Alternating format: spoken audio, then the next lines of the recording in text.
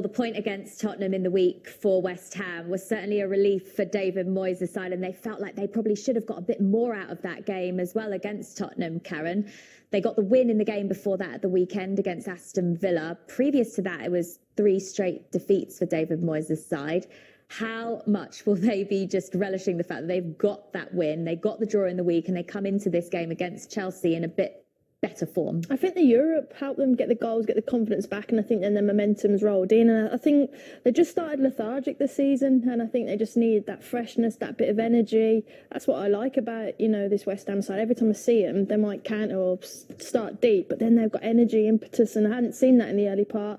So it's good to see that back, and you're right, a bit of momentum, bit of confidence now, and some investment as well. Freshen up that squad that hasn't really been changed over probably the last 18 months. Yeah, they're the 3rd highest spenders in this window, Sam.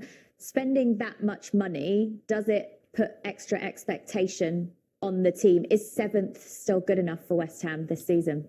Yeah, I think so, because it's not like other clubs haven't spent either. Like, okay, they are in that position in the table in terms of spending, but so many clubs have spent money. If you look at Forest will be above them. Obviously, there's Chelsea as well.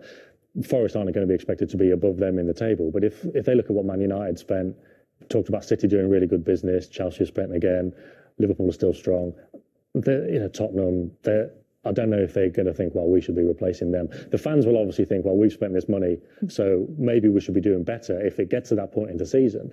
But with so many clubs spending a lot of money, it doesn't really set them apart from anyone else, really. Yeah, one of the players they've brought in, though, is Gianluca Scamacca, a striker. Finally, West Ham have a striker as backup for Antonio, although he's yet to score in the league. In fact, that seems to be West Ham's biggest problem so far, Karen. They've only scored 2 goals and they're opening 5 matches. Is that a worry when you watch them? It is, but I think they've played with Antonio for so long, and to try and mix it up and it's always been on him, and to mix it and bring Scamacca in, they're going to have to get used to, and that takes time. And like I said, they've had similar with West Ham. I always used to pretty much know the starting 11. It was consistent. So to add those changes in those relationships, it is going to take time. But I do really like him. I liked him in the Nations League, especially against England. He's just got to get confidence into the side. But other players, Bowen, he's got to step up. I don't think he's been himself this season. So other players need to step up as well.